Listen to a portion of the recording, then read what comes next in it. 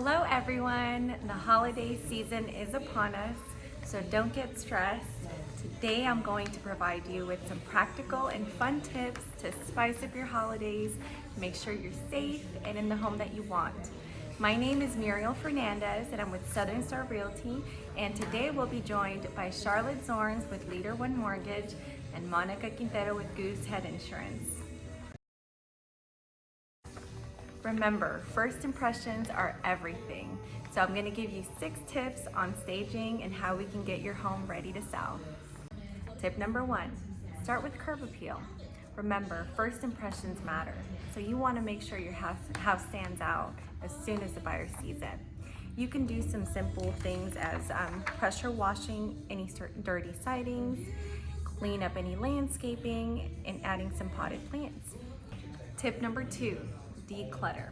Almost all of us have too much stuff that we've accumulated over the years, some even decades, and decluttering is a great investment of your time. So let's start packing, let's start tossing things that are not needed, and try to free up as much surface space as you can, your tables, your shelves, etc.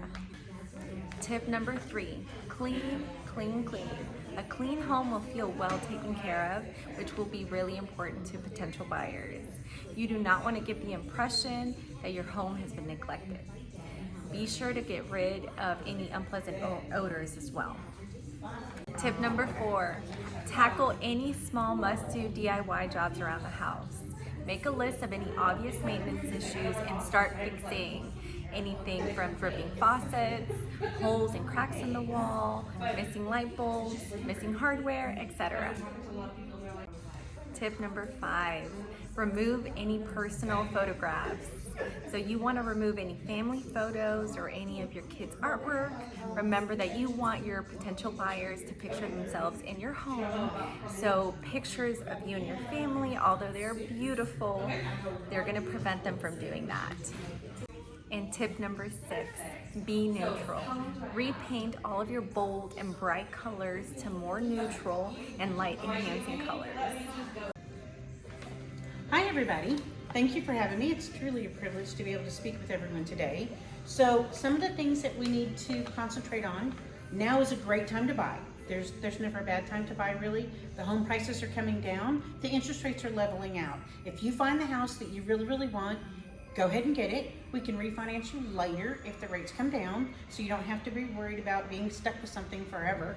And the average time that a consumer keeps a home is 5 to 7 years. So by that time, when you're ready to go to your next home, interest rates could be better again, and the market could have lower home prices. So don't ever hesitate. When you find the home that you want, you marry the home and you date the rate. So that's how we see it. Make sure that you have your employment. Make sure that 2 years is what we're looking for if you're newly self-employed.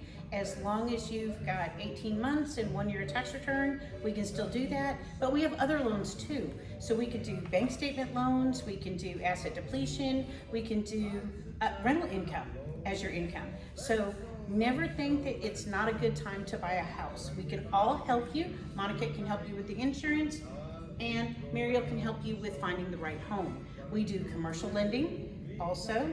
So if you wanted to look at opening up your own business or expanding your current business, we can help you. That's right. Awesome. All right, guys, so I did want to talk about the risk management factor through the holidays. So one of the things that I think Muriel's probably going to talk about when she starts telling you about how you can make your house a little bit more beautiful or more appealing during the holidays is chimneys. So there are a lot of chimney fires, and unfortunately deaths are a lot of times related to chimney fires. So I did want to start by talking about 6 ways to stop chimney fires from happening. So the way you can minimize that is minimizing the creosote buildup to prevent chimney fires. You can also schedule an annual chimney inspection, as simple as that is, right? So call an inspector out there. They should be giving you all the other tips that I'm giving you here. And of course you can always Google all this. 3, clean your chimney. When the walls have at least an 1/8 inch layer of buildup, that's time to clean it. And if you don't know how to clean it, you can always hire somebody to go and do that for you. And install a chimney cap. This leaves in animals' nests inside of food can quickly fuel a chimney fire. So that's why you want to make sure that that's always clean. And the last little tip here is use safe fire starters to avoid unwanted chimney fires. Okay, actually one more. Employ clean burning techniques. So again, these are things that you can Google to get a little bit more information on, but I did want to touch on it because it's just a thing that unfortunately happens every single year. All right. And then there is also, you can also search for how to know if, potentially a chimney fire might be starting, or if you think it's clean but not sure if it's, that time to get it cleaned again. You can just Google it, or again, call an inspector out there. All right, next thing I want to talk about is the business aspect of it. So a lot of times we have our small business owners and, these large companies, and the large companies already have so many things in place, right? But as small business owners, a lot of times there's so many things that we're juggling that we forget this, very important factor that we should be preparing for every year, throughout the year, just because there's so many different risk factors. So a lot of times hurricanes in the Houston, area, that's one thing that we're always aware of and trying to prep for. But winter, a lot of times we don't. Right now, everything's changing so much. They're talking about global warming and how things are, right now the winter seems to have been started sooner than it usually does. So I wanted to touch on some things here that really stand out on the underwriting side of things. They're usually going to look at three main things. They're looking at, where exactly are you located, right? So the region. So in Dallas, there's a whole lot more snowfall than there is in Houston usually. Building characteristics. What is that the building built out of, right? So the building itself, and then the reliability of the power supply. So some areas, unfortunately, they're just always, the power's always, going out. It could be for hours or days.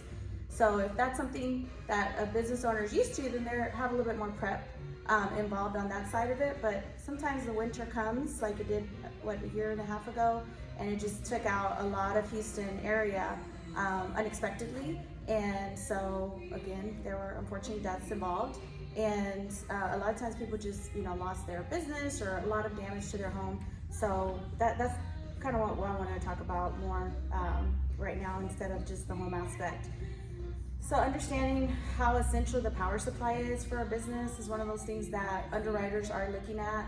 I think they're looking at prioritizing, some of these based on, how essential that is.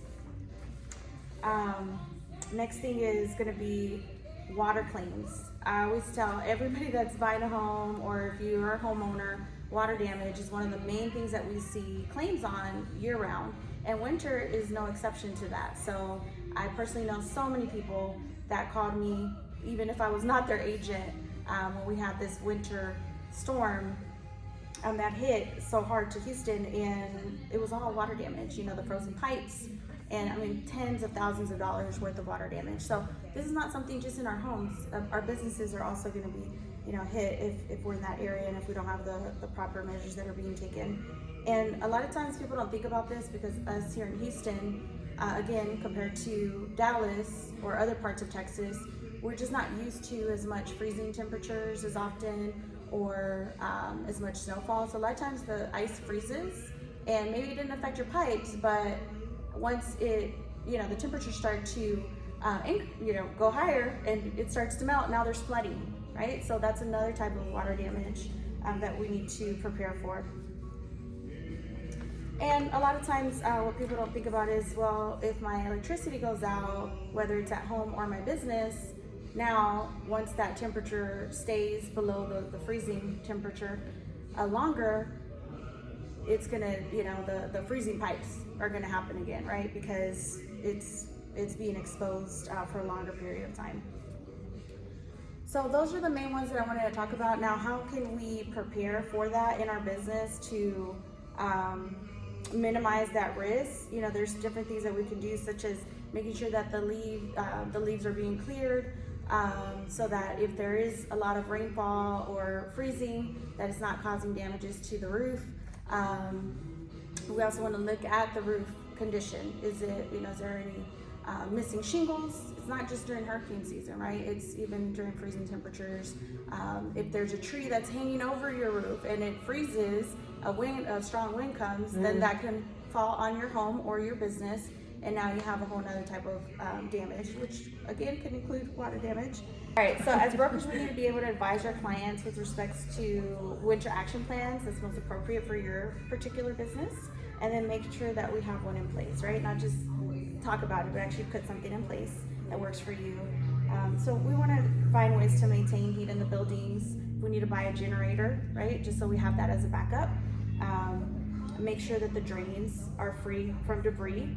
Inspect the roof before the season. So again, the temperatures have already changed so quickly and drastically, and they keep going back and forth more than usual right now. So let's just say winter's already here. So these are things we need to go ahead and do now, not wait any longer. And then we want to make sure that the roof again is gonna be able to withstand if it snows in our area, right? Whether we're used to it or not, we want to make sure that the roof is able to withstand that snow load. What some clients are beginning to do, especially with respects to water damage from frozen pipes, is installing water sensors that they can help you mitigate that loss, right? So that's something that you can use year round. It's not just for freezing or the winter time. So those are simple things that we can do with our business or at home. That's why I wanted to focus more on the business side, because sometimes we only focus on our home, and then that exposure is there.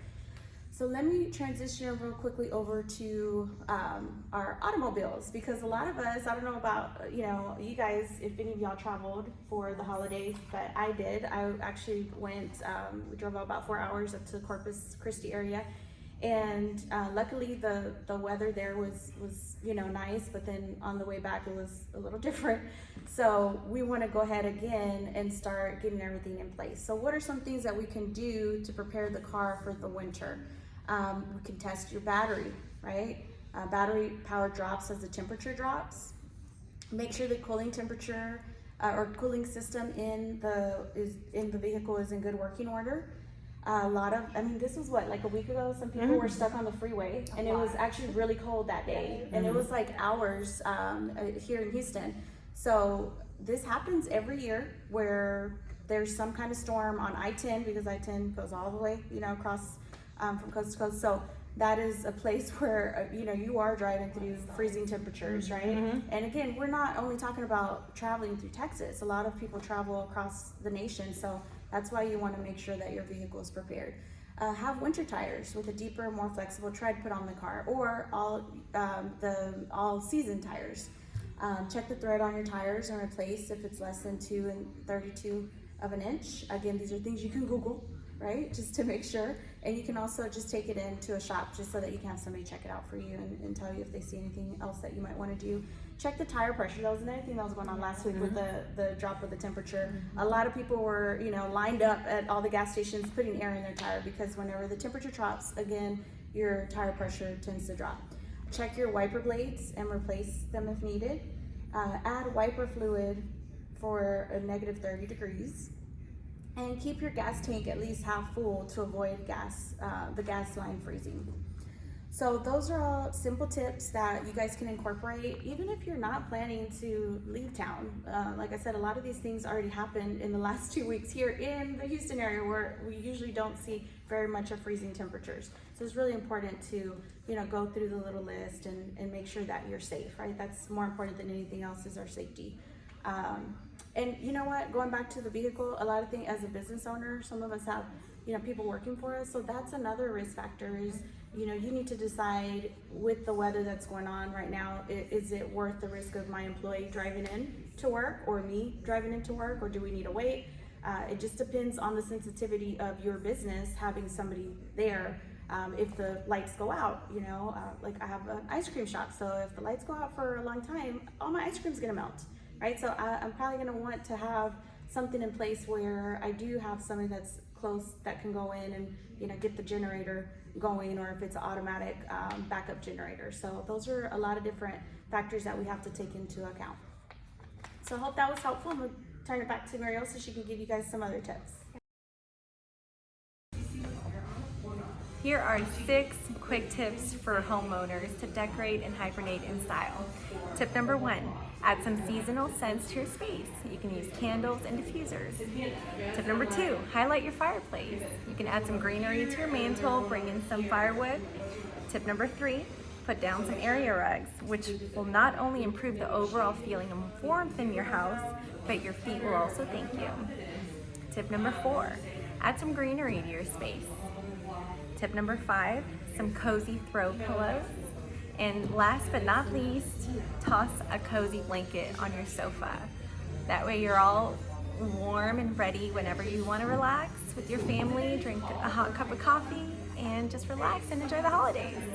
Thank you for joining me today. I hope you learned something. And of course, if you want any more information on any of this or looking to buy your next home or sell, my name is Muriel Fernandez with Southern Star Realty. My number is 832-621-3147.